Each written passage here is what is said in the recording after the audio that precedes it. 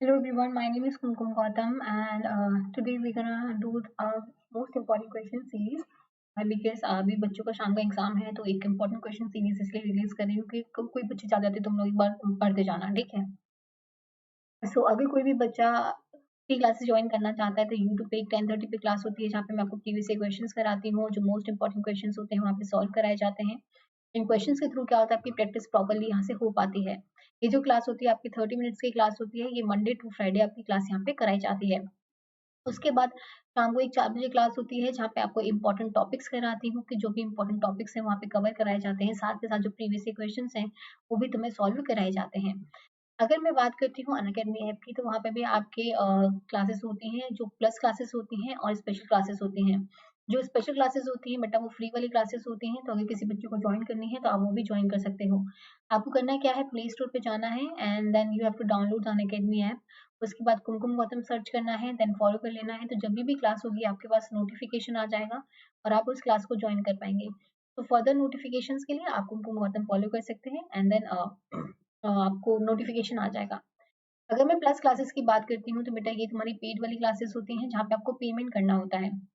Plus classes का फायदा क्या होता है कि आपको प्रॉपर्ली यहाँ पे रेगुलर क्लासेस प्रोवाइड की जाएंगी, ठीक है। आपका जो कोर्स है वो सारा का सारा कंप्लीट कराया जाता है, जो नोट्स हैं आपको पीडीएफ फॉर्मेट में प्रोवाइड कर दिए जाते हैं। मॉक टेस्ट के थ्रू आपकी प्रैक्टिस कराई जाती है, क्विजेस कराए जाते हैं, आपकी टेस्ट सीरीज चलती रहती हैं जिनके थ्रू आपको प्रॉपर रिवीजन यहाँ पे होता है। और साथ के साथ आपके डाउट सेशंस भी होते हैं जिसके कोई भी अगर कोई भी डाउट रह जाता है आपको तो वहाँ पे आपको कंप्लीट कर दिया जाता है। प्लस क्लासेस में फ़ायदा क्या होता है कि आप जितनी चाहे उतनी लाइव प्लस रिकॉर्डेड क्लासेस आप ले सकते हैं, जितनी लाइव और जितनी रिकॉर्डेड, तो अनलिमिटेड एक्सेस मिल जाता है आपको प्लस पे आने के बाद। यहाँ पे मेरा रिवीजन कोर्स चल रहा है जहाँ पे मैं आपको रिवीजन करा रही थी प्रीवियस क्वेश्चन के साथ में। उसके बाद नेक्स्ट वाला जो बैच है वो रिलीज होने वाला है मंथ में, नेक्स्ट मंथ में, जो बेसिकली 1 दिसंबर को आई थिंक रिलीज हो जाएगा। इसमें मैं यूनिट वाइज आपको पूरा कोर्स कंप्लीट कराऊंगी और नोट्स जो है आपको पीडीएफ फॉर्मेट में प्रोवाइड कर दूंगी। तो अगर किसी बच्चे को ये ज्वाइन करना है तो वो अभी से ज्वाइन कर सकता है क्योंकि अभी यूनिट वाइज कोर्स स्टार्ट होगा तो आप प्रॉपर्ली यहाँ से कर पाएंगे। तो आपको C S I UGC NET यहाँ पे लिखना है, उसके बाद आपको सब्सक्रिप्शन लेना है, गेट सब्सक्रिप्शन में क्लिक करना है। फिर आपको C S I UGC NET select करने के बाद में आपको फिर प्लान चूज करना है कि आपको 1 मंथ का लेना है कि 3 मंथ्स का लेना है, आपको 6 मंथ्स वाला प्लान लेना है, 12 मंथ्स वाला प्लान लेना है या फिर 24 मंथ्स वाला लेना है। तो जो भी बच्चे आगे वाले सी एस आई के लिए प्रिपेयर कर रहे हैं वो अपने अकॉर्डिंग चूज कर सकते हैं। यहाँ पे आपको 6 या 12 मंथ्स वाला अगर ज़्यादा बेटर रहता है क्योंकि आपको पूरा टाइम मिलता है और पूरा टाइम आपको पता चलता है कि आपको कितना लेना है कितना नहीं लेना है, तो आप अपने अकॉर्डिंग चूज कर सकते हैं कि आपको कितना कोर्स यहाँ पे लेना है। आप कुमकुम टाइम यहाँ पे कोड अप्लाई कर सकते हो जिसके बाद आपको 10% ऑफ मिल जाता है और मेरे कोर्सेज के साथ साथ जितने भी C S I UGC NET के एजुकेटर्स हैं आपको सबकी लाइव प्लस रिकॉर्डेड क्लासेस यहाँ पे प्रोवाइड कर दी जाती हैं। तो आपको 10% ऑफ मिल जाएगा कुमकुम 10 अप्लाई करते ही। देन आपको पेमेंट करना होता है, चाहे डेबिट कार्ड के थ्रू करो चाहे क्रेडिट कार्ड के थ्रू करो। ईएमआई वाला ऑप्शन हो गया है, यूपीआई वाला ऑप्शन हो गया है, वॉलेट वाला ऑप्शन हो चुका है, नेट बैंकिंग वाला ऑप्शन हो चुका है। तो अगर किसी बच्चे को फाइनेंशियल प्रॉब्लम होती है तो आपको इतना अमाउंट पे करना होता है, आप ईएमआई के थ्रू भी पे कर सकते हो। यहाँ पे नो कॉस्ट ईएमआई वाला ऑप्शन है, मतलब कोई भी इंटरेस्ट आपसे नहीं लिया जाता है, आपको सिर्फ ये इंस्टॉलमेंट में पे करना होता है। इंस्टॉलमेंट में पे करना होगा, इंटरेस्ट कोई भी आपसे नहीं लिया जाएगा। अनअकैडमी ऐप पे अगर आपको प्लस पे आना है तो आपको सब्सक्रिप्शन लेना पड़ता है जहाँ पे आपको कुमकुम 10 कोड अप्लाई करना होता है और आपको 10% ऑफ मिल जाता है। और मेरे कोर्सेज के साथ साथ जितने भी सी एस आई या यूजीसी नेट के एजुकेटर्स हैं आपको सबकी लाइव प्लस रिकॉर्डेड क्लासेस यहाँ पे प्रोवाइड की जाती हैं। तो अगर आपको ये ज्वाइन करना है तो आप ये ज्वाइन कर सकते हैं। चलो this is your first question, try करो, है ना। उसके बाद फिर मैं इसको सॉल्व कराऊंगी और उसके बाद हम थोड़ा इसको डिटेल में डिस्कस करेंगे क्योंकि इम्पोर्टेंट है तो इसमें इस डिटेल डिस्कस करना इम्पोर्टेंट भी है। चलो ठीक है, स्टार्ट करते हैं। ज्यादा टाइम नहीं दे रही, सिर्फ 10 सेकेंड्स का टाइम दे रही हूँ, उसके बाद मैं खुद समझा दूंगी सारा का सारा क्वेश्चन।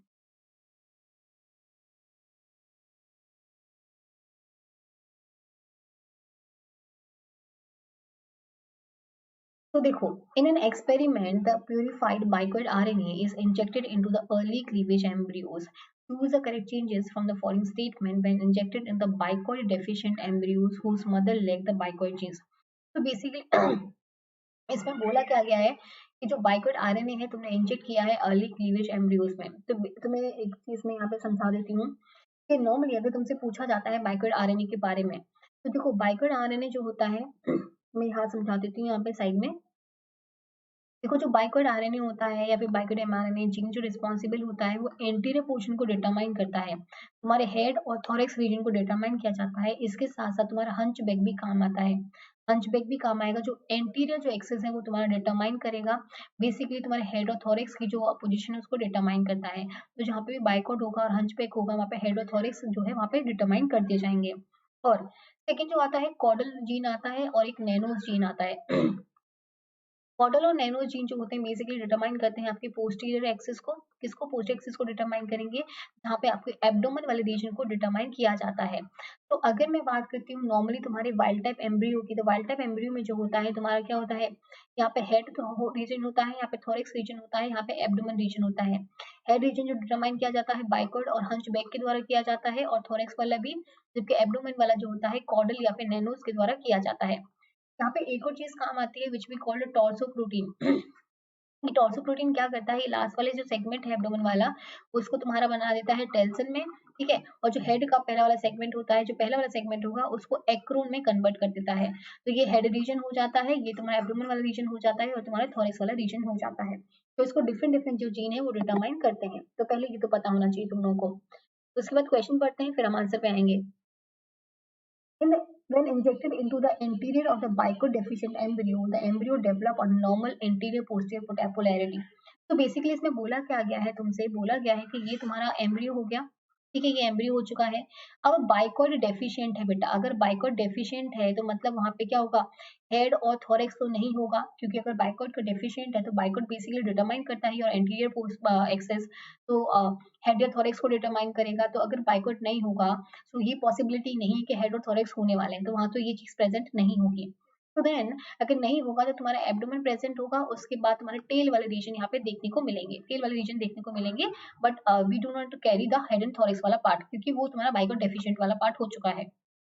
अब क्या होता है, इसमें क्या बोला है, जब तुम एंटीरियर पोर्शन में अगर बाइकॉट डेफिशिएंट वाले एम्ब्रियो में, मतलब इस वाले एम्ब्रियो में अगर तुम बाइकॉट को डाल देते हो एंटीरियर पोर्शन में, मतलब यहाँ आगे वाली कंडीशन में तुम डाल देते हो, तो ऑब्वियसली कि अगर तुम आगे वाली कंडीशन में डाल देते हो तो नॉर्मल एम्ब्रियो का फॉर्मेशन हो जाएगा, क्योंकि वही उसी चीज की तो कमी थी, क्योंकि एंटीरियर पोर्शन में तुम्हारा बाइकॉट नहीं था।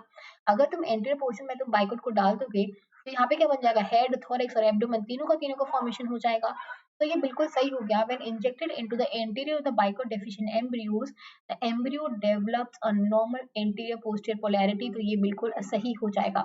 एक बार फिगर के थ्रू भी दिखा देती हूँ।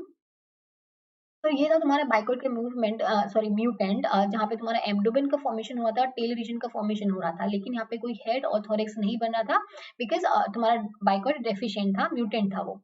जब तुम बाइकॉट को ऐड करते हो बेटा एंटीरियर पोर्शन पे, अगर तुम एंटीरियर पोर्शन पे करते हो तो ऑब्वियसली तुम्हारा जो हेड रीजन है, हेड और थोरैक्स रीजन है, वो यहाँ पे फॉर्मेशन हो जाएगा, और नॉर्मल जो तुम्हारा एम्ब्रियो दिखता था वो पहला ही बन जाएगा। तो नॉर्मल डेवलपमेंट यहाँ पे देखने को मिलता है, तो याद रहना है ये। चलो नेक्स्ट क्वेश्चन और नेक्स्ट ऑप्शन देखते हैं क्या है। मैं एक बार इसको इरेज कर देती हूँ, फिर नेक्स्ट ऑप्शन पे चलते हैं। If the bicoid RNA is injected into the center of the embryo, the middle region develop into the head and the region on either side becomes a thorax structure। तो basically अगर मैं बात करती हूँ thorax वाले reason की, sorry तुम्हारे embryo वाले रीजन की, जो बाइकॉट म्यूटेंट है, बेसिकली यहाँ पे एब्डोमेन प्रेजेंट है और तुम्हारा टेल रीजन प्रेजेंट है। अगर तुम यहाँ पे बाइकॉट को यहाँ पे डालते हो, अगर तुम बाइकॉट को यहाँ पे डालते हो तो इस कंडीशन में क्या होता है, तुम्हारा हेड रीजन तो बनेगा बनेगा साथ में, ठीक है, ये हेड रीजन तो बीच वाला बन जाएगा। अब हेड रीजन के साइड वाला भी थोरैक्स बन जाएगा, ये साइड वाला भी थोरैक्स रीजन बन जाएगा, और तुम्हारा एब्डोमेन और तुम्हारा टेल रीजन का फॉर्मेशन हो जाएगा। तो बेसिकली जब ऐसी कंडीशन आती है, जब तुम आरएनए को, जो बाइकॉट आरएनए है, अगर उसको सेंटर ऑफ द एम्ब्रियो में डालते हो तो मिडिल रीजन जो होता है वो डेवलप हो जाता है थोरैक्स वाले रीजन में, सॉरी हेड वाले रीजन में, और तुम्हारे अदर साइड जो होता है हेड रीजन यहाँ पे देखने को मिलता है। तो इस चीज को याद में रखना है, सॉरी मतलब हेड रीजन बीच में बन जाएगा, थोरैक्स आगे साइड पे बन जाएगा, तो ये वाला जो होगा बिल्कुल सही हो जाएगा, बी वाला कंडीशन। तो ये ध्यान में रखना है, एक बार फिगर के थ्रू दिखा देती हूँ, तुम्हें समझ में आ जाएगा। देखो अगर तुम्हारा बाइकॉट म्यूटेंट वाला जीन था, मतलब यहाँ पे क्या था, टेल वाला रीजन था, एब्डोमेन वाला रीजन था और टेल वाला रीजन था। जब तुम मिडिल में मिलाते हो, जब मिडिल में तुम बाइकॉट को डालते हो, मिडिल में जब बाइकॉट को डालते हो म्यूटेंट में, तो इस कंडीशन में क्या होता है, हेड रीजन तो मतलब बीच में बन जाता है, और इसके साइड में तुम्हारा एक थोरैक्स रीजन बन जाएगा और एक थोरैक्स रीजन जो होगा साइड में बन जाएगा। तो इस कंडीशन में क्या होता है, दो थोरैक्स का रीजन बन जाते हैं और एक हेड रीजन जो होता है मिडिल में बन जाता है, अगर सेंटर वाली पोजीशन में डाला जाता है, तो ध्यान में रखना है। तो ये क्यू वाला तुम्हारा बिल्कुल सही हो गया। अब देखो, if a boycott RNA is injected into the centre of an embryo, तो यही वाली कंडीशन दोबारा से बोली गई है कि अगर सेंटर ऑफ एम्ब्रियो में तुम बाइकॉट आरएनए को डालते हो तो क्या होता है, that middle region develop into the thorax and either on the region becomes a head. नहीं बेटा, जो वहां पे तुम डालोगे वहां पे हेड रीजन बन जाएगा और साइड में तुम्हारा थोरेक्स रीजन का फॉर्मेशन हो जाएगा। उल्टा नहीं होगा, थोरेक्स बन जाएगा और साइड में हेड बन जाएगा। ये वाली कंडीशन यहाँ पे देखने को नहीं मिलती है, तो ये वाला बिल्कुल गलत हो जाएगा। अगर ये गलत होगा तो ये वाला गया, ये वाला भी गया। If the large amount of the bicoid RNA is injected into the posterior end of the wild type embryo, तो एक बार इसको इरेज कर देती हूँ, तो यहीं पे समझा दूंगी, फिर उसके बाद तुम्हें पिक्चर दिखा दूंगी। देखो, if the large amount of the bicoid RNA is injected into the posterior end of the wild type embryo, अब यहाँ पे bicoid deficient नहीं बोला गया है, यहाँ पे wild type embryo बोला गया है, with its own endogenous bicoid message in its anterior pole, two head emerges one at either end। इसमें क्या बोला गया है बेटा कि तुम्हारा यहाँ पे वाइल्ड टाइप बोला गया है, डिफिशिएंट वाला नहीं बोला गया है, बाइको डेफिशिएंट एम्ब्रियो की बात ही नहीं करी गई है। यहाँ पे बोला गया है कि नॉर्मल तुम्हारा एम्ब्रियो है, यहाँ पे तुम्हारा हेड रीजन है, यहाँ पे थोरेक्स रीजन है, यहाँ पे एब्डोमेन रीजन है। अब बोला गया है कि अगर तुम पोस्टीरियर एंड में, अगर इधर एंड में तुम क्या डाल देते हो, तुम डाल देते हो बाइकोट आरएनए को, तो इस कंडीशन में क्या होगा बेटा, इस कंडीशन में क्या होता है, तुम्हारा हेड रीजन जो होगा वो बनेगा, थोरेक्स रीजन भी बनेगा और एब्डोमेन भी बनेगा, लेकिन यहाँ पे हेड और थोरेक्स का फॉर्मेशन यहाँ पे देखने को मिलता है। तो बेसिकली यहाँ पे दो हेड बन जाते हैं, दो हेड बन जाते हैं, ये याद में रखना है। Two head emerges at either at one either end, तो ये याद में रखना है, दोनों हेड बन जाएंगे तुम्हारे दोनों साइड में। तो ये जो आंसर हो जाएगा P Q R S, sorry P Q S will be right answer, क्योंकि आर वाला तो तुम्हारा गलत हो चुका है। एक बार देख लेते हैं, जब तुम्हारे वाइल्ड टाइप एम्ब्रियो की बात करते हैं, वाइल्ड टाइप है मतलब बाइकॉइड का म्यूटेंट नहीं है बेटा, बाइकॉइड का म्यूटेंट नहीं है। जब तुम पोस्टर साइड में तुम वाइल्ड टाइप एम्ब्रियो में बाइकॉइड को मिलाते हो, ठीक है, बाइकॉइड को मिलाते हो, तो नॉर्मली तुम्हारा हेड रीजन था, तुम्हारा हेड रीजन था, थोरेक्स रीजन था, एब्डोमेन रीजन था। जब तुम पोस्टर साइड में मिला दोगे तो एक और पार्ट बन जाएगा हेड का, थोरेक्स का।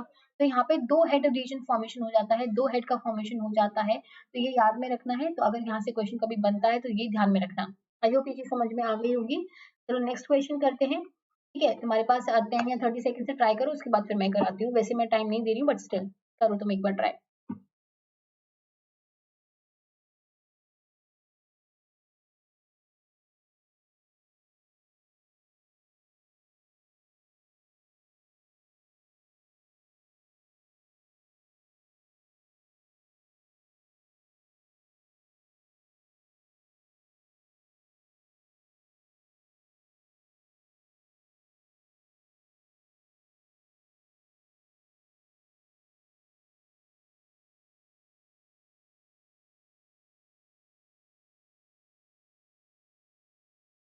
देखो, the following statement regarding the generation of the dorsal ventral axis and Drosophila was made.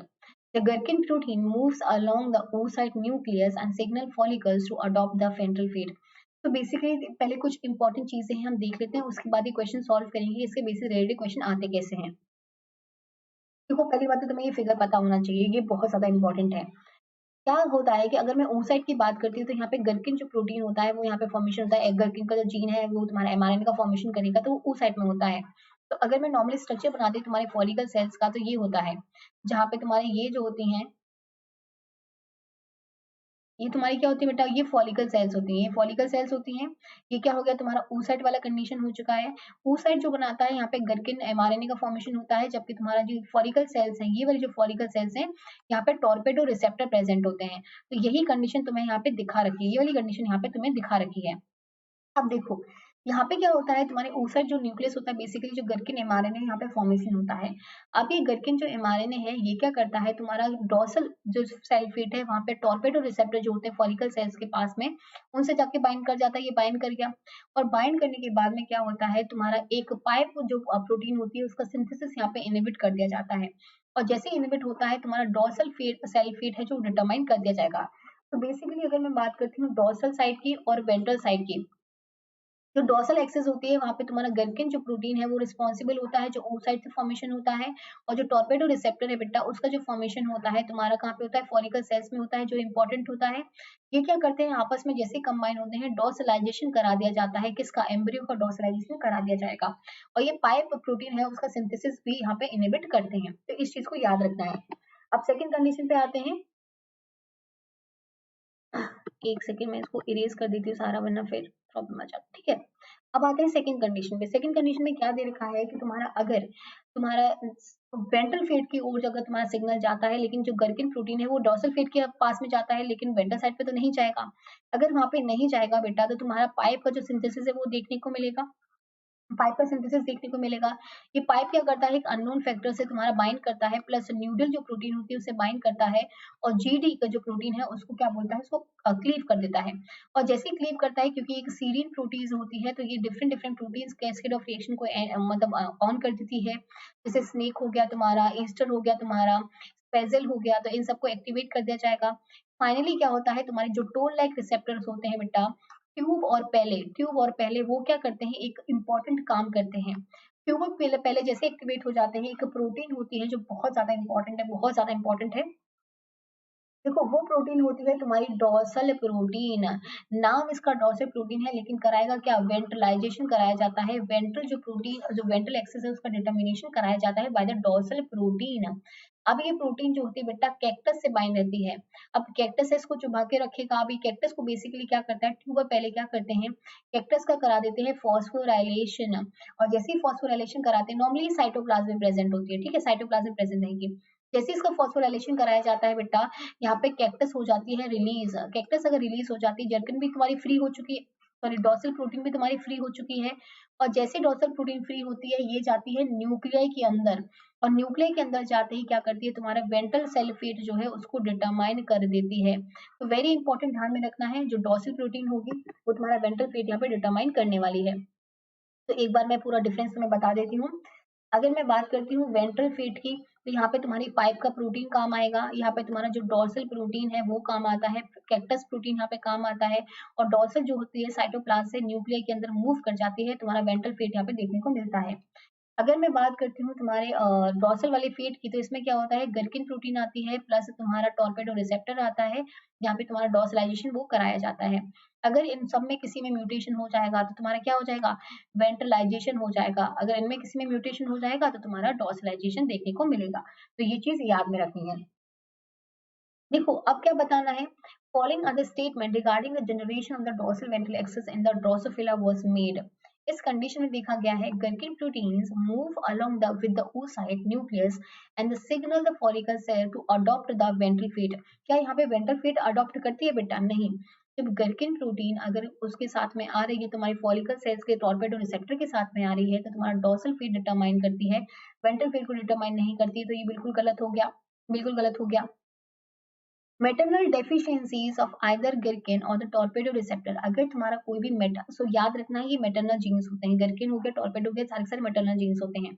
जब मेटरनल डेफिशिएंसीज हो जाती हैं, चाहे जर्किन की हो चाहे या फिर टॉर्पेडो की हो जाए, तो ऑब्वियसली अगर वहां पे कोई गिरकिन काम नहीं करेगा या फिर टॉर्पेडो रिसेप्टर वहां पे नहीं होगा, दोनों आपस में नहीं आ पाएंगे। अगर नहीं आपस में आ पाएंगे, तो डॉर्सल फेट नहीं डिटरमाइन होगा, डॉर्सलाइजेशन नहीं होगा।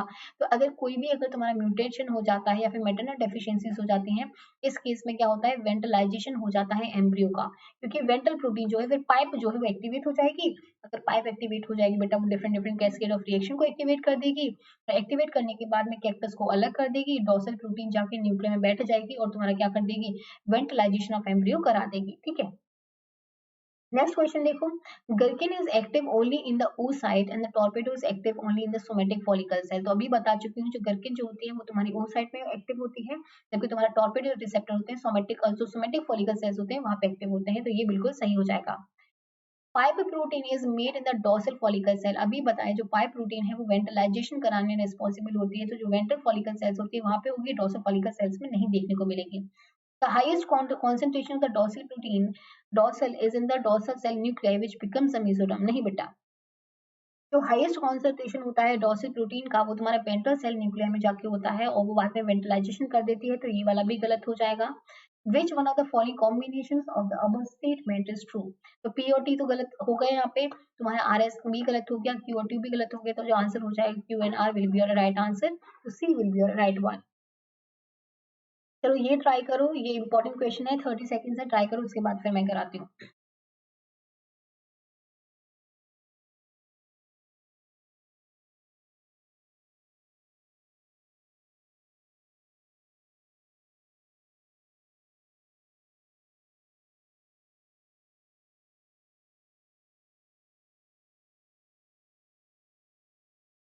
देखो, dn by dt is equals to rn k minus n by k. The logistic equation above is used to describe the rate of change of a population and with the time t, where r is the intrinsic rate of increase and k is the carrying capacity. Now, which of the following statement is true for this equation? कौन सा true होने वाला है बेटा? For a given population r is variable, ऐसा नहीं है कि r is variable होगा for a given population, ये गलत हो जाएगा.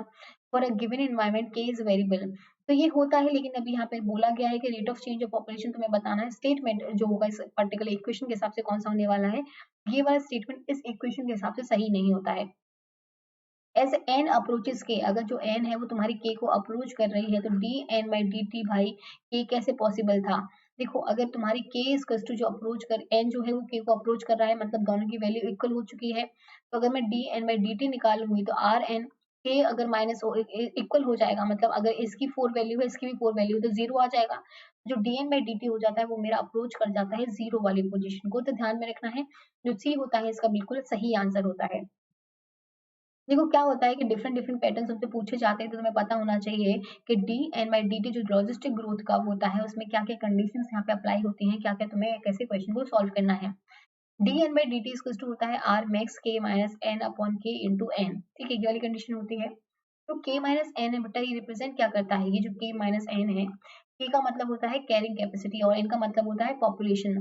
तो बेसिकली ये क्या कोशिश करता है कि अभी मेरे पास कैरिंग कैपेसिटी, सॉरी, आगे कैरिंग कैपेसिटी बहुत ज्यादा है, तो इस कंडीशन में क्या होता है तुम्हारा कि तुम्हारे एनवायरमेंट के पास में अभी और भी ऐसी एक प्लेसेस बची हुई है कि वहां पे और इंडिविजुअल को ज्वाइन किया जा सकता है. जैसे माना एक रूम था, ठीक है, एक रूम था, यहाँ पे 10 लोग यहाँ पे आ सकते थे, 10 लोग यहाँ पे बैठ सकते थे. ये मतलब इसकी होगी कैरिंग कैपेसिटी. अब तुम्हारे 5 लोग यहाँ पे आ चुके हैं, नंबर ऑफ पॉपुलेशन कितनी है? 5 है.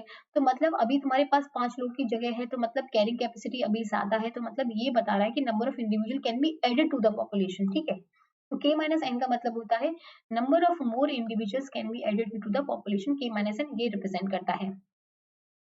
अगर मैं k माइनस एन अपॉन के की बात करती हूँ, मतलब still available for the population growth, अभी भी थोड़ी अवेलेबिलिटी है कि तुम्हारी पॉपुलेशन ग्रोथ यहाँ से हो सकती है, तो ये भी बिल्कुल सही हो जाएगा तुम्हारा. उसके बाद आता है if n is more small smaller than k. अगर n जो है नंबर ऑफ पॉपुलेशन जो है बहुत ज्यादा कम हो जाता है k से, मतलब अगर k मेरा 50 है और मेरा n जो हुआ है वो 10 ही हुआ है, तो क्या होगा इस कंडीशन में? क्या होता है तुम्हारा ग्राफ जो होगा नॉर्मली लॉजिस्टिक होने वाला था, इस कंडीशन में जो तुम्हारा ग्राफ होता है एक्सपोनेंशियल वन में कन्वर्ट हो जाता है. दैट मीन्स तुम्हारे पास बहुत सारे रिसोर्सेज हैं, तुम जैसे चाहे वैसे यूज कर सकते हो. और तुम्हारे क्योंकि एक एक्सपोनेंशियल ग्रोथ देखने को मिलेगी, क्योंकि नंबर ऑफ इंडिविजुअल कम है, तुम्हारी कैरिंग कैपेसिटी बहुत ज्यादा है. इस कंडीशन में तुम्हारा बहुत जो ग्राफ है एक्सपोनेंशियल ग्राफ में भी कन्वर्ट हो सकता है. इस चीज को भी याद रखना है. ठीक है, एक बार इसको इरेज कर देती हूँ.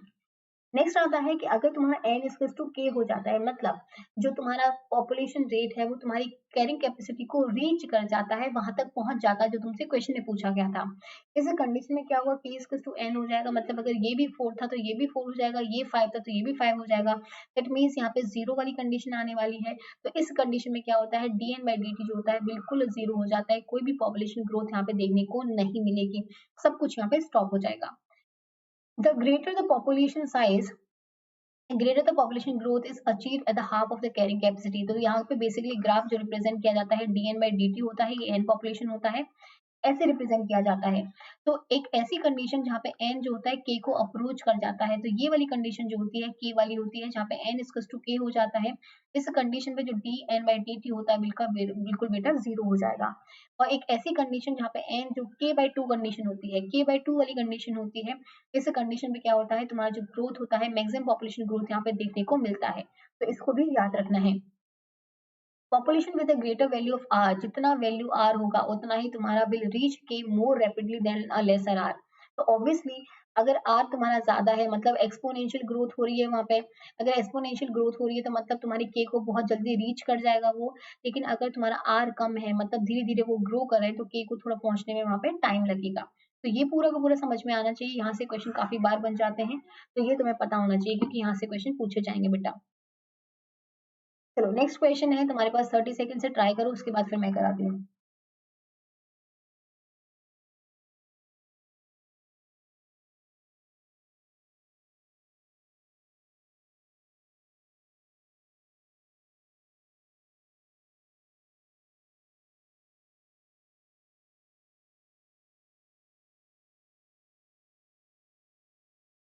देखो, with respect to the extra embryonic structure formed in the mammals, the possible functional attributes have been designated.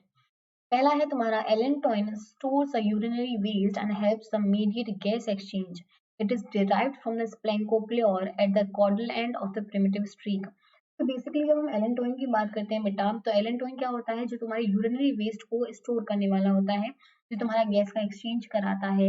And ये इसको ये जो होता है स्प्लैंकोप्लियोर से डिटरमाइन किया जाता है। तो मैं एक बार इसको समझा देती हूँ, उसके बाद हम इसको पूरा समझेंगे। तो क्या होता है, the embryo of the chick possesses extra embryonic और फीटल मेम्ब्रेन्स। एक होती है तुम्हारी एलेंटॉइस, ठीक है, एलेंटॉइस होगी, उसके बाद तुम्हारी एमनियन होती है, उसके बाद तुम्हारी कोरियन होती है। वेरी इंपॉर्टेंट, ध्यान में रखना है। जब हम एमनियन या फिर सिरोसा या फिर कोरियन की बात करते हैं, एक एक्स्ट्रा एम्ब्रियोनिक मेम्ब्रेन है जो डेवलप होती है टुगेदर, ये एम्ब्रियन और कोरियन, ठीक है। तो एम्ब्रियन is actually a membrane covering the embryo thus housing it like bag. तो जो एम्ब्रियन होता है बेटा, जैसे ये मैंने माना ये मेरा एम्ब्रियो था, तो इसको प्रॉपर्ली यहाँ से ऐसे बैग की तरह कवर करे होती है, बैग की तरह यहाँ पे कवर करी होती है।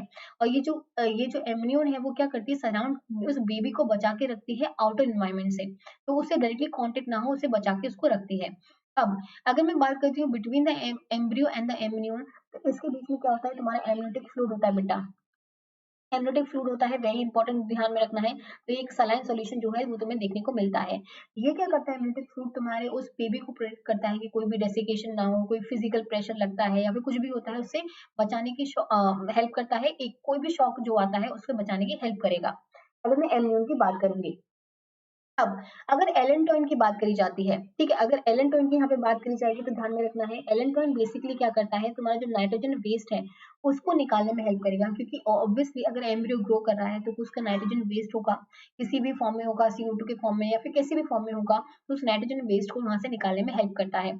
ये जो कोरियन होता है बेटा, जो ट्रोफोएक्टोडर्म होती है, ह्यूमंस की बात करती हूँ तो वहां पे ट्रोफोएक्टोडर्म होती है जो इसको कोरियन को बनाती है।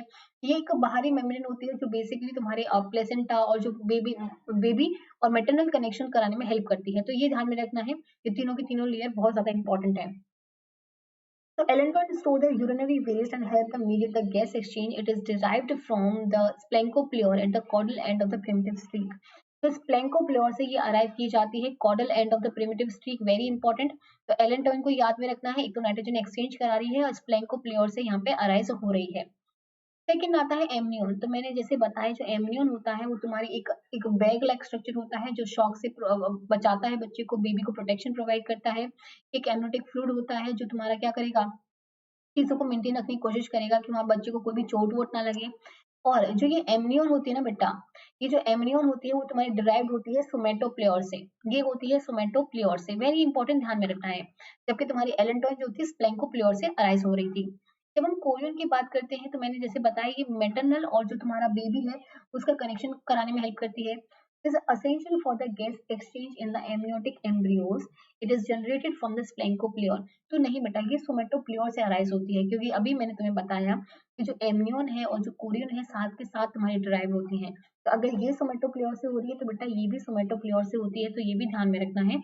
और ये क्या करेगी, बेबी का पूरा जो भी न्यूट्रिशन आना है बाहर से या फिर जो भी मदर का न्यूट्रिशन वहाँ प्रोवाइड करना है तो बेबी को प्रोवाइड किया जाता है इसके थ्रू। तो ये भी तुम्हारा बिल्कुल गलत हो जाएगा, क्योंकि यहाँ पे स्प्लैंकोप्लियोर से नहीं सोमेटोप्लियोर से अराइज होती है।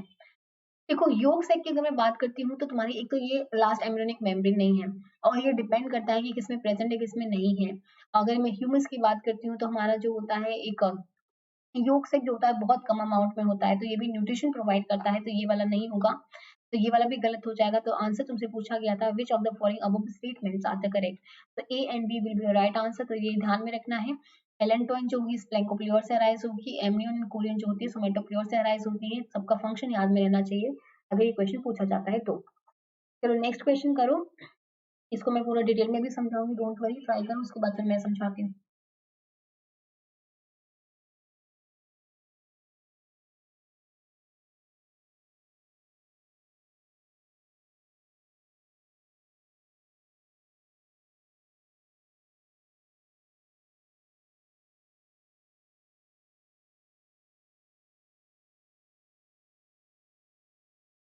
देखो, bacteriophage lambda is a temperate bacteriophage and is two mode in its life cycle, lysogenic हो सकता है या फिर लैक्टिक हो सकता है। Now sir several genes are involved in these two processes like an हो गया तुम्हारा C1 हो गया, C2 हो गया, C3 हो गया, Q हो गया, ANT हो गया, INT हो गया, दिस हो गया। Now which one of the following diagram represent the control mechanism correctly, तो एक बार हम वो पढ़ लेते हैं, उसके बाद हम इस पे आएंगे। देखो इस कंडीशन में क्या होता है, मैं थोड़ा बहुत इसको ज्यादा डिटेल में नहीं समझा रही हूँ, तो जिन्होंने वीडियोस नहीं देखी वो देख लेना, लेकिन मैं अभी थोड़ा बहुत इसलिए समझा रही हूँ कि तुम्हारा क्वेश्चन क्लियर हो जाए यहाँ से, अगर ये आता है तो। नॉर्मली क्या होता है, आरएनए पॉलीमरेज आती है, इस ऑपरेटर लेफ्ट वाली को ऑपरेटर राइट वाली को एक्टिवेट कर दिया जाता है। जैसे ही ऑपरेटर लेफ्ट वाला ऑपरेटर राइट वाला एक्टिवेट होता है, यहाँ पे क्या होता है, इनका जीन का एक्सप्रेशन शो हो जाएगा और इन जीन का भी एक्सप्रेशन शो हो जाता है। इस कंडीशन में एक एन जीन होता है जो एक्टिवेट हो जाता है और एन अपना प्रोटीन फॉर्मेशन कर लेता है। ये जो एन होता है वो एंटी टर्मिनेटर प्रोटीन होता है, बेसिकली टर्मिनेशन नहीं होने देगा, इसको पूरी रात पार्टी करनी होती है तो टर्मिनेशन नहीं करने देगा, बिल्कुल भी नहीं करने देगा। नेक्स्ट कंडीशन में क्या होता है तुम्हारा, यहाँ पे अगर ओ राइट ऑपरेटर राइट वाला यहाँ पे एक्टिवेट हो जाता है, तो यहाँ पे जो क्रो प्रोटीन है बेसिकली ये फॉर्मेशन हो जाता है और क्रो प्रोटीन का फॉर्मेशन यहाँ पे होने लग जाता है। अब क्योंकि जो एन है बेटा ये तुम्हारा एंटी टर्मिनेटर है, तो ये टर्मिनेट नहीं होने देगा पार्टी को, तो ये क्या करता है, यहाँ पे जो टर्मिनेशन रोकने वाला था बेसिकली, यहाँ पे जो टीएल सॉरी ये टीएल जो था रोकने वाला था, तो ये इसको नहीं रोकेगा और जीन का आगे भी एक्सप्रेशन करा देगा। तो यहाँ पे तुम्हारा जिस फॉर्मेशन हो जाएगा, आईएनटी प्रोटीन का फॉर्मेशन हो जाएगा, तो ये जो प्रोटीन है यहाँ पे फॉर्मेशन देखने को मिलेगा। ठीक है। अब सेकंड कंडीशन में क्या होता है, ये TR1 का जो टर्मिनेशन है इसको भी नहीं होने देगा और TR2 का जो टर्मिनेशन है उसको भी नहीं होने देता है, तो दोनों के टर्मिनेशन को रोक देगा और आगे जीन का एक्सप्रेशन इसका भी कराएगा और इसका भी जीन का एक्सप्रेशन कराएगा। तो यहाँ से जो जीन का एक्सप्रेशन होता है C सेकंड बन जाता है तुम्हारा, ओ जीन ओ का प्रोटीन बन जाता है, P प्रोटीन फॉर्मेशन हो जाता है और एक इंपॉर्टेंट चीज का फॉर्मेशन हो जाता है which we called Q protein, very important, एक Q प्रोटीन का फॉर्मेशन हो जाता है। जैसे बेटा ये क्यू प्रोटीन यहाँ पे फॉर्म होता है, ये क्या करता है तुम्हारे क्रो प्रोटीन को बनाना बहुत ज्यादा स्टार्ट कर देता है, बहुत क्रो प्रोटीन यहाँ पे बन जाएगा। जैसे ही क्रो प्रोटीन बहुत ज्यादा बनने लग जाता है, C1 को इनहिबिट कर दिया जाता है और इनहिबिट करने के बाद में तुम्हारी लाइटिक साइकिल जो है वो यहाँ पे चला दी जाती है, तो तुम्हारा यहाँ पे क्या हो जाता है, विरुलेंट फास्ट जो है वो बन जाता है और तुम्हारा लाइटिक साइकिल यहाँ पे चला दी जाएगी। तो यही याद रहना चाहिए। तो जैसे तुम्हारा क्यू एक्टिवेट होता है, सबसे पहले क्या करेगा, तुम्हारे मिडिल जीन्स को एक्टिवेट कर देगा, लीड जीन्स को एक्टिवेट कर देगा और क्रो का कॉन्सेंट्रेशन बहुत हाई कर देता है और तुम्हारा लाइटिक साइकिल जो है यहाँ पे बनना मतलब लाइटिक साइकिल यहाँ पे होना स्टार्ट हो जाता है। सेकंड कंडीशन जब हम लाइसोजेनी मोड की बात करते हैं, जहाँ पे तुम्हारा प्रोफाज कंडीशन आती है, जहाँ पे उस चीज को मारा नहीं जाता है, उसके साथ इंटीग्रेशन शो किया जाता है, इकोलाई के साथ में जो फाज है वो इंटीग्रेशन शो कर लेता है। इस कंडीशन में क्या होता है बेटा, नॉर्मली जो आरएनए पॉलीमरेज जो है वो क्या करता है, सी सेकेंड के साथ बाइंड करने की कोशिश करता है, लेकिन सी सेकेंड बहुत अनस्टेबल होता है, तो इस कंडीशन में क्या करता है, सी सेकेंड अपने साथ में सी थर्ड को ज्वाइन कर लेता है, सी थर्ड इसके साथ ज्वाइन कर जाएगा। सी सेकेंड तुम्हारा अनस्टेबल था, तो जैसे दोनों साथ में आते हैं, आरएनए पॉलीमरेज साथ में आता है, ये क्या करता है, दो प्रमोटर को एक्टिवेट करता है, एक P1 को एक्टिवेट करता है, एक तुम्हारा एक रिप्रेसर एलिमेंट होता है उसका प्रमोटर को एक्टिवेट करता है। बेटा यहाँ पे जो लैम्डा रिप्रेसर है वो उसका नाम है बेटा, लैम्डा रिप्रेसर जो है वो है तुम्हारा CI या फिर C1 जो है वो तुम्हारा लैम्डा रिप्रेसर की तरह यहाँ पे काम करता है। अब जैसे तुम्हारा PRE को एक्टिवेट किया जाता है, ठीक है, ये PRE को एक्टिवेट किया जाता है, तुम्हारे जो C1 जीन है यहाँ पे फॉर्मेशन होना स्टार्ट कर देगा, C1 अपना प्रोटीन बनाना फॉर्म करना स्टार्ट करता है। C1 सबसे पहले काम क्या करता है, इसका नाम है बेटा लैम्डा रिप्रेसर, ठीक है, लैम्डा रिप्रेसर नाम है इसका, तो ये लेकिन रिप्रेस भी करता है चीजों को और खुद को एक्टिवेटर की भी काम करता है। तो मतलब अगर तुमसे कभी क्वेश्चन आता है कि कौन सी प्रोटीन है जो तुम्हारे लैम्डा फाज में सॉरी लाइटिक और लाइसिन साइकिल में जो रिप्रेसर की तरह काम भी करती है, एक्टिवेटर की तरह काम भी करती है, तो जो CI है या फिर C1 जो है वो तुम्हारा रिप्रेसर की तरह काम भी करता है, एक्टिवेटर की तरह काम भी करता है। तो ये क्या करता है, पहले तो इनको इनिबिट करेगा, ये OL को इनिबिट करेगा और OR को इनिबिट करेगा, जिसकी वजह से यहाँ पे क्रो का फॉर्मेशन नहीं देखने को मिलेगा, एंटी टर्मिनेशन का फॉर्मेशन देखने को नहीं मिलेगा। ठीक है, उसके बाद PRM को एक्टिवेट कर देता है, PRM का मतलब होता है प्रमोटर ऑफ रिप्रेसर मेंटेनेंस, मतलब CI की जो कॉन्सेंट्रेशन है उसको इंक्रीज करवाएगा, खुद को यहाँ पे एक्टिवेट कराएगा कि मुझे और बनाओ मुझे और बनाओ। ठीक है, एक तो ये कंडीशन होती है। सेकंड क्या होता है, जो P1 जो होता है ये प्रमोटर जो एक्टिवेट होता है बेटा, ये क्या करता है, INT जो जीन है उसको एक्टिवेट कर देता है विच वी कॉल्ड इंटीग्रेस प्रोटीन, तो यहाँ पे इसका फॉर्मेशन हो जाएगा। और जैसे ही तुम्हारा क्या होता है, एक बार मैं इसको हटा देती हूँ, जैसे तुम्हारा CI फॉर्मेशन होता है और INT का फॉर्मेशन होता है, तुम्हारा प्रोफाज वाली स्टेज देखने को मिल जाती है और तुम्हारा लाइसोजेनी मोड जो है यहाँ पे देखने को मिल जाता है। तो ये याद में रखना। आप क्वेश्चन कर लेते हैं। देखो डी वाला ऑप्शन देखो, ये तुम्हारा सी थर्ड हो गया, ये तुम्हारा सी सेकंड हो गया। चलो माना सी थर्ड और सी सेकंड साथ में काम करते हैं, ठीक है। लेकिन ये ध्यान में रखना है, जो सी थर्ड होगा एन टर्मिनेशन जो प्रोटीन है वो तुम्हारा क्यू को भी एक्टिवेट करा था, लेकिन जो सी सेकंड और सी थर्ड का जो कनेक्शन होता है वो ऐसा होता है कि जो सी थर्ड है सी सेकंड को स्टेबल बनाता है। तो ठीक है, तो दोनों में आपस में मिलजुल के काम करते हैं, ऐसा नहीं है कि अलग अलग काम करेंगे, सी थर्ड पहले सी सेकंड को एक्टिवेट करेगा, नहीं। सी सेकंड को सी थर्ड बस वो करता है, ये एक प्रोटेक्शन प्रोवाइड करता है, एक स्टेबिलिटी प्रोवाइड करता है, उसको एक्टिवेट नहीं करता है। तो ये वाली जो कंडीशन है एक्टिवेट करने वाली, तो ये वाला गलत हो जाएगा। सी सेकंड यहाँ पे बना है, सी सेकंड आईएनटी को करा है बेटा, नहीं, सी सेकंड को आईएनटी नहीं करता है। और यहाँ पे तुम्हारा आरएनए पॉलीमरेज जो होता है बेसिकली तुम्हारा आईएनटी यहाँ पे एक्टिवेट भी होता, तो सी थर्ड की प्रेजेंस में एक्टिवेट होता, तो अकेले तो यहाँ पे एक्टिवेट नहीं कर पाएगा, तो ये भी गलत हो जाएगा। ये तुम्हारा एंटी टर्मिनेशन वाला हो गया, जिसने क्या करा, सी सेकंड को बनाया, सी थर्ड को बनाया और जिस को बनाया। तो बेटा सी थर्ड को सी सेकंड का साथ चाहिए चाहिए, सी सेकंड को अगर साथ नहीं मिलेगा तो वो अनस्टेबल रहेगा, वो कुछ भी नहीं कर पाएगा। तो यहाँ पे C1 तो बनेगा, यहाँ पे आईएनटी भी बनेगा, लेकिन यहाँ पे ये चीज नहीं होती है। और CI कभी आईएनटी को एक्टिवेट नहीं करता है, नॉर्मली तुम्हारा जो सी सेकंड और सी थर्ड का जो कॉम्प्लेक्स है और जो तुम्हारा आरएनए पॉलीमरेज आया है वो एक्टिवेट करता है, तुम्हारा सी थर्ड या C1 तो वो एक्टिवेट नहीं करेगा। तो यहाँ पे देखो ये एंटी टर्मिनेशन प्रोटीन हो गया, ये अगर क्यू साइकिल को एक्टिवेट कर देता है तो लैक्टिक साइकिल हो जाती है तुम्हारी, क्योंकि तुम्हारा क्यू प्रोटीन जो होता है उसका फॉर्मेशन हो जाता है, और C1 जो होता है उसको डाउन रेगुलेट कर दिया जाता है, उसको रिप्लेस कर दिया जाता है। या फिर सी थर्ड बनेगा या फिर सी सेकंड बनेगा। जो सी थर्ड होता है, क्योंकि सी सेकंड अनस्टेबल होता है, इसको स्टेबिलिटी यहाँ पे प्रोवाइड कर दी जाती है बाय द सी थर्ड, कर दी गई। अब पॉजिटिव यहाँ पे टर्म यहाँ पे खेला गया है, तो यहाँ पे उसके बाद C1 को एक्टिवेट किया जाता है और आईएनटी को एक्टिवेट किया जाता है, जो लाइसोजेनिकली रिक्वायर होते हैं। तो जो आंसर हो जाएगा A will be your right answer.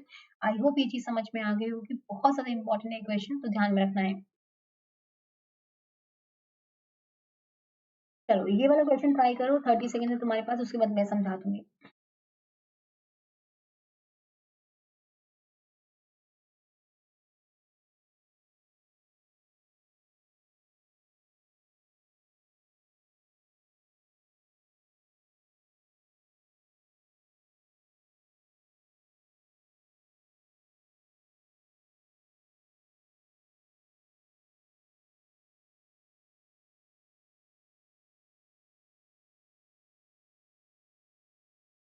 देखो यहाँ पे बोला गया है hybrid dysgenesis in the Drosophila is caused by the P element, which one of the following crosses between the different cytotypes will be led to dysgenesis।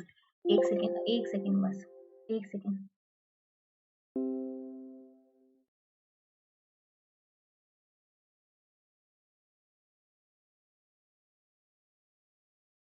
Yes, देखो इसमें बोला गया है hybrid dysgenesis in the Drosophila is caused by the P elements. तो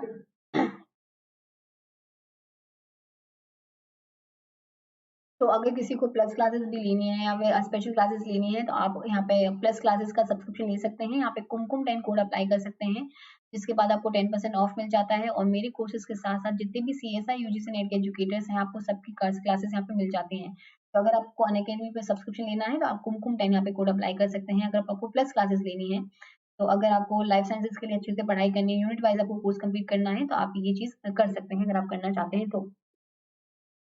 तो देखो अगर ये वाले क्वेश्चन की बात करती हूँ, हाइब्रिड डिजनेसिस वाले क्वेश्चन की बात करती हूँ, जहाँ पे ट्रांसपोजेबल एलिमेंट्स की बात की जाती है, जहाँ पे ट्रांसपोजिशन की बात की जाती है, तो ये बहुत ज्यादा इंपॉर्टेंट है। तो एक बार इस क्वेश्चन को देख लेते हैं। देखो अगर पी एलिमेंट्स की बात की जाएगी ड्रोसोफिला में, तो पी जो कोड करते हैं तुम्हारे कोड फॉर द ट्रांसपोजेज, जो डीएनए है एक इंटरमीडिएट तरह यहाँ पे काम करता है। अब क्या होता है, यहाँ पे दो स्ट्रेन होती है, एक पी स्ट्रेन होता है बेटा, एक एम स्ट्रेन होता है, ठीक है। अब क्या होता है, पी स्ट्रेन और एम स्ट्रेन में क्या डिफरेंस होता है। जो पी स्ट्रेन होता है बेटा उसमें पी एलिमेंट पाया जाता है, लेकिन जो एम स्ट्रेन है उसमें पी एलिमेंट नहीं पाया जाता है, ये याद में रखना है। अब transposition of the P element can cause inactivation of many genes. Obviously अगर तुम्हारा ट्रांसपोजिशन कहीं भी गलत कंडीशन में हो जाता है, जैसे माना कि ये तुम्हारा जीन था, ठीक है, अगर इस कंडीशन में तुम्हारा पी एलिमेंट ट्रांसपोजेज हो जाता है, तो इस जीन के फंक्शन को वो इनिबिट कर देगा, तो कभी भी इनएक्टिवेशन कर सकता है। हाइब्रिड डिजेनेसिस जो होता है is due to the transposition of the P element. अगर पी एलिमेंट का ट्रांसपोजिशन हो जाता है तो तुम्हारा हाइब्रिड डिजेनेसिस है वो देखने को मिलता है। P transposable elements were discovered in the Drosophila as a causative agent of the syndrome of genetic trait called hybridgenesis। Cut and paste mechanism होता है, transposition only occur in the germline cell, तुम्हारे somatic cells में नहीं होता है, सिर्फ germline sales में होता है, इसको भी ध्यान में रखना है। देखो ये माना तुम्हारी एम स्ट्रीन थी, ठीक है, ये तुम्हारी पी स्ट्रेन थी। नॉर्मली जो पी स्ट्रेन होती है इसमें पी एलिमेंट प्रेजेंट होता है, ये ध्यान में रखना है। जो बेसिकली क्या होता है, जो पी एलिमेंट अगर फीमेल की बात करती हूँ, पी एलिमेंट अगर फीमेल की बात करती हूँ तो इसमें तुम्हारा ट्रांसपोजिशन करने के लिए यहाँ पे पी एलिमेंट भी प्रेजेंट होगा, साथ के साथ उसके पास रिप्रेसर भी प्रेजेंट होता है, उसका उसका रिप्रेसर भी प्रेजेंट होता है। तो p element is present in the p strain as well as repressor of the transposition is also found। तो रिप्रेसर भी यहाँ पे मिलता है। तो अगर पी स्ट्रेन यहाँ पे है और एम स्ट्रेन का तुम्हारा फॉर्मेशन मतलब ब्रीडिंग हो रही है और पी स्ट्रेन क्या है, फीमेल वाली है, तो यहाँ पे रिप्रेसर प्रेजेंट होगा। तो अगर तुम्हारा ट्रांसपोजिशन होने की कोशिश भी होगी तो वहाँ पे रिप्रेस कर दी जाएगी, तो कोई फर्क नहीं पड़ेगा। तो तुम्हारी जो एवन प्रोजेनी है वो तो बेटा फर्टाइल यहाँ पे फॉर्मेशन होता है, फर्टाइल प्रोजेनी बनेगी।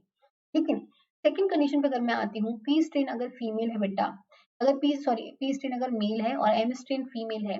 अब एम स्ट्रेन की जो फीमेल है बेटा उसके पास में तो रिप्रेसर नहीं है, उसके पास तो रिप्रेसर नहीं है, लेकिन पी स्ट्रेन के पास में पी एलिमेंट जरूर है। ठीक है, पी स्ट्रेन के पास में जो मेल है उसमें पी एलिमेंट जरूर है, लेकिन जो एम स्ट्रेन की जो फीमेल है बेटा उसके पास रिप्रेसर नहीं है।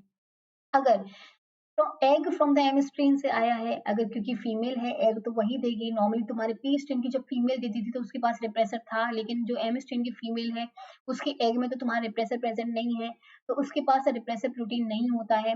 लेकिन पी स्ट्रेन में तो पी एलिमेंट होने वाला था, ठीक है, वो तो होता ही होता है। तो होने की वजह से क्या होता है, ट्रांसपोजिशन यहाँ पे देखने को मिलता है।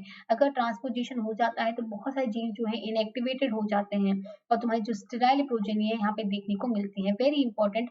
और इस चीज को बोला जाता है बेटा हाइब्रिड डिसजेनेसिस। हाइब्रिड डिसजेनेसिस इसको बोला जाता है, जहाँ पे जो एफ1 प्रोजेनी है वो तुम्हारे स्टेराइल नेचर की बनती है, जो फर्टाइल नेचर की नहीं बन पाती हैं, क्योंकि वहाँ पे एम स्ट्रेन जो होता है तुम्हारा फीमेल वाला होता है और वहाँ पे तुम्हारा रिप्रेसिव प्रोटीन वहाँ पे नहीं मिलता है। अगर तुम देखोगे इस क्वेश्चन को सॉल्व कैसे, मतलब याद कैसे रखना है, याद रखना है अगर एम आता है, एम साइटोटाइप आता है और उसके साथ में तुम्हारा फीमेल वाली कंडीशन आ जाती है। एम का मतलब होता है मैटरनल, या फिर मम्मा से याद रखो, मम्मी से याद रखो या मम्मा से याद रखो, अगर वो तो फीमेल होती है, ठीक है, वैसे याद रखो। और पैटर्नल, ठीक है, पैटर्नल मतलब पापा हो गए तुम्हारे, पापा और मेल होते हैं तुम्हारे पापा, ठीक है। जब ये वाली कंडीशन पूरी फुलफिल हो जाती है तो ये तुम्हें याद करने का तरीका है। इस कंडीशन में तुम्हारा हाइब्रिड डिसजेनेसिस जो है देखने को मिलता है, ये याद में रखना है। देखो यहाँ पे एम साइटोटाइप है, ठीक है, मम्मा था, मैटरनल वाला कंडीशन था, ये फीमेल वाली कंडीशन है, चलो ये तो मैच कर गई है। यहाँ पे एम वाली कंडीशन है, मतलब मम्मा वाली कंडीशन, लेकिन यहाँ पे तो मेल बन रहा है, तो मेल तो नहीं होता है, तो ये वाला हाइब्रिड डिसजेनेसिस शो नहीं करेगा, ये तुम्हारा नॉर्मल होने वाला है। पी सेरोटाइप की बात करती हूँ तो पी पैटर्नल वाला होता है, पैटर्नल वाला होता है मतलब पापा वाला होता है, तो मेल होंगे, तो मेल तो है नहीं यहाँ पे, तो ये वाली कंडीशन भी तुम्हारा हाइब्रिड डिसजेनेसिस शो नहीं करेगी। यहाँ पे देखो पी हो गया तुम्हारा, पी अगर पापा वाला कंडीशन होती तो मेल होना चाहिए था, लेकिन यहाँ पे तो फीमेल है तुम्हारी, तो ये वाली कंडीशन भी यहाँ पे गलत हो जाएगी, ये भी हाइब्रिड डिसजेनेसिस शो नहीं करेगी। अब यहाँ पे देखो ये होगा तुम्हारा मम्मा, ठीक है, मैटरनल वाली कंडीशन हो चुकी है और यहाँ पे आ चुकी है फीमेल, वेरी इंपॉर्टेंट। यहाँ पे तुम्हारी पापा वाली कंडीशन हो चुकी है, पैटर्नल वाली कंडीशन हो चुकी है, यहाँ पे आ चुका है मेल, तो ये वाला जो हो जाएगा हाइब्रिड डिसजेनेसिस शो करेगा, तो आंसर जो हो जाएगा B will be right answer. तो अगर ऐसे याद नहीं रहता है तो ऐसे याद रखना है इस चीज को, ठीक है। तो चलो एक बार देख लेते हैं इसको भी। The eggs of the pea strain females contain high amount of the repressive protein that prevent the transcription of the transposase gene। तो ये बता चुकी हूँ, जो फीमेल का जो एग होता है पी स्ट्रेन में उसमें रिप्रेसर प्रोटीन प्रेजेंट होती है, तो अगर पी एलिमेंट होता भी है तो उसको रिप्रेस कर दिया जाता है। The egg of the M strain mother which do not contain the repressor protein, लेकिन उनके पास रिप्रेसर प्रोटीन नहीं होती है, allow for the transposition of the p element from the sperm of the father। तो जो पी स्ट्रेन होगा उसके अंदर फीमेल होता है और मेल होता है। जो पी स्ट्रेन की फीमेल होती है उसके पास रिप्रेसर प्रेजेंट होता है, जो एम स्ट्रेन होता है इसमें मेल और फीमेल होता है, लेकिन जो एम स्ट्रेन की फीमेल होती है उसके पास तुम्हारा रिप्रेसर प्रेजेंट नहीं होता है। तो ये याद रखोगे तो तुम्हें क्वेश्चन याद रहेगा। चलो नेक्स्ट क्वेश्चन ट्राई करो, उसके बाद फिर मैं समझाती हूँ, ट्राई करो।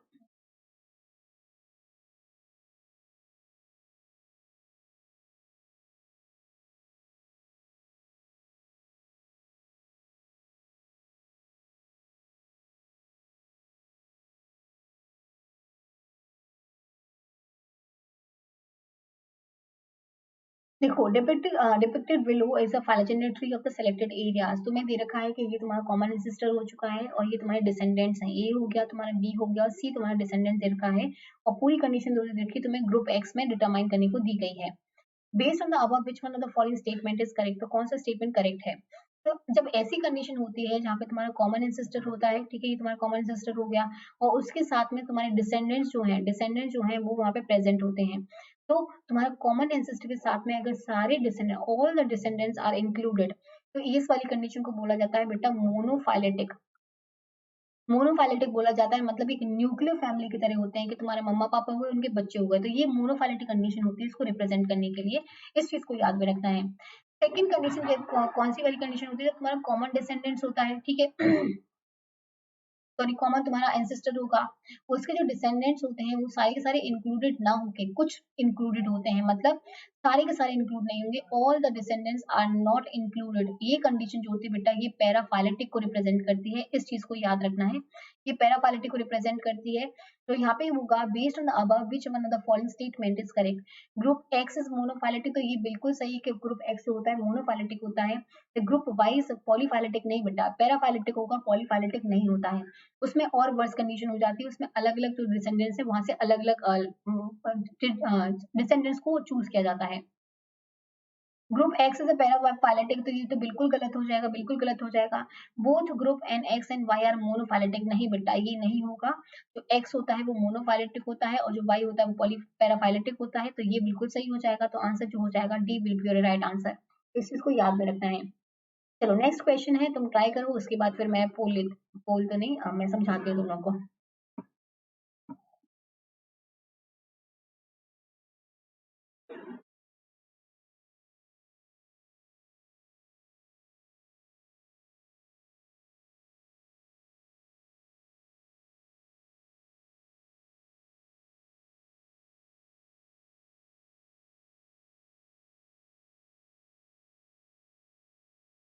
The following are the four statements on the peptide protein conformation.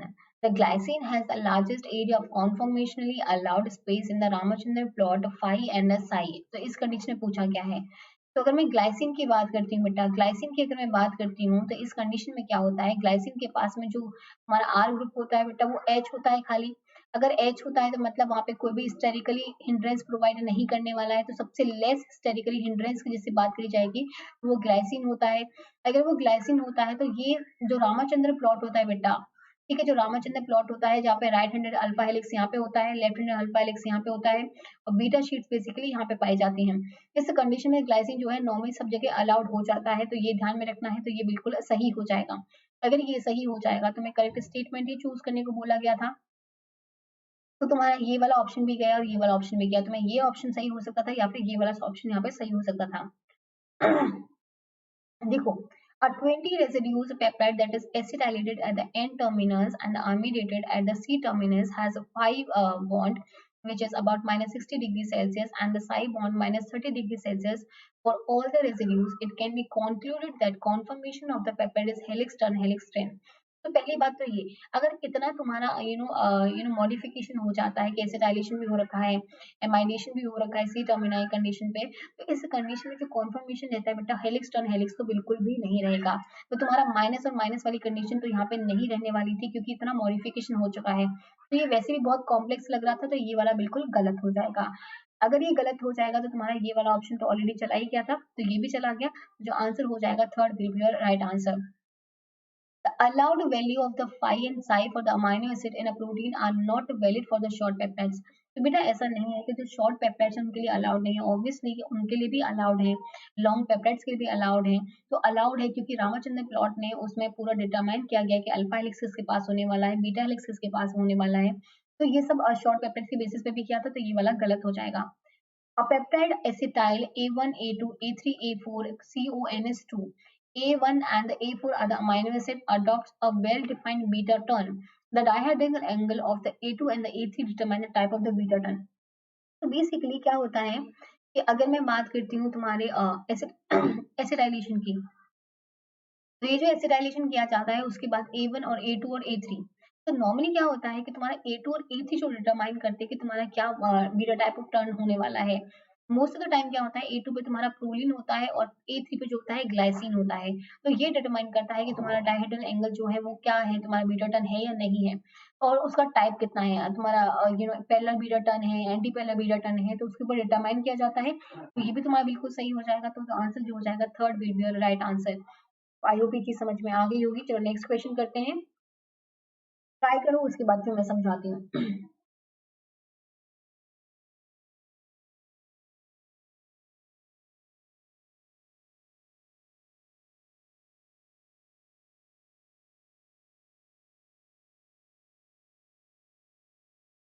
देखो, विच of the following statements is not true, कौन सा ट्रू नहीं है during the infection of the plant with agrobacterium, तो कौन सा ट्रू नहीं है एग्रोबैक्टीरियम के साथ हम करते हैं। एक बार मैं समझा देती हूँ, उसके बाद हम इस पे आ जाएंगे, तो तुम्हें समझ में आ जाएगा अपने आप ही।